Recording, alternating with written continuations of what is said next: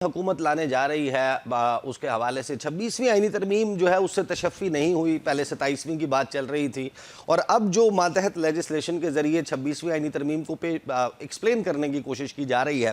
पहले तो ये बात भी चल रही थी कि जो सीनियरिटी है उसको डिटर्मिन करने के हवाले से भी शायद कोई कानून आ जाए कि चीफ जस्टिस याह्या आफरीदी अगर तीसरे नंबर का जज जो है वो बन गया है चीफ जस्टिस, तो सीनियरिटी उसके बाद शुरू कर ली जाए। लेकिन अब जो कुल मिलाकर कवानीन है, मैं वन बाय वन सबके ऊपर बात करूंगा आपके साथ। आर्मी एक्ट में जो तरमीम है उसके तहत कहा यह जा रहा है कि जो सर्विसेज चीफ्स हैं उनका मुद्दत मुलाजमत जो है वो 5 साल कर दी जाए। इस पर आपकी क्या राय है? पहली बात तो ये है कि जो सीनियरिटी का इशू है वो इस्टा कोर्ट के तहत वो लेजिस्लेशन से नहीं होना, वो रूल्स के तहत होना है और रूल सुप्रीम कोर्ट ने अपने खुद बनाने हैं। लिहाजा पार्लियामेंट को सीनियरिटी तय करने का इख्तियार जो है वो नहीं है। वो तो बहरहाल सुप्रीम कोर्ट ने अपनी ही फुल कोर्ट में ये चीज़ें जो है वो तय करनी है। सही।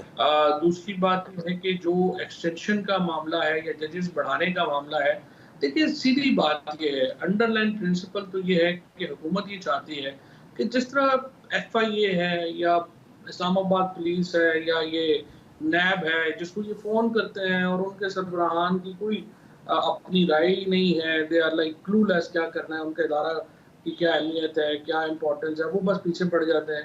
दे वांट के सुप्रीम कोर्ट की तरफ से भी जो छोटी-मोटी रेजिस्टेंस है वो भी क्यों आ रही है।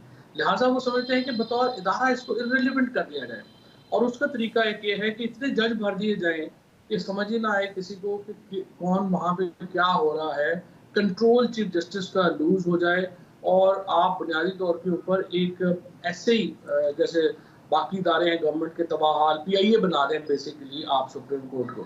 सो सारी एफर्ट और कोशिश इस वक़्त ये है। अब उसमें अगर सुप्रीम कोर्ट ने रेजिस्टेंस नहीं दी, लॉयर्स ने तो अभी तक रेजिस्टेंस नहीं दी, तो इसका मतलब ये होगा कि ये भी हो जाएगा।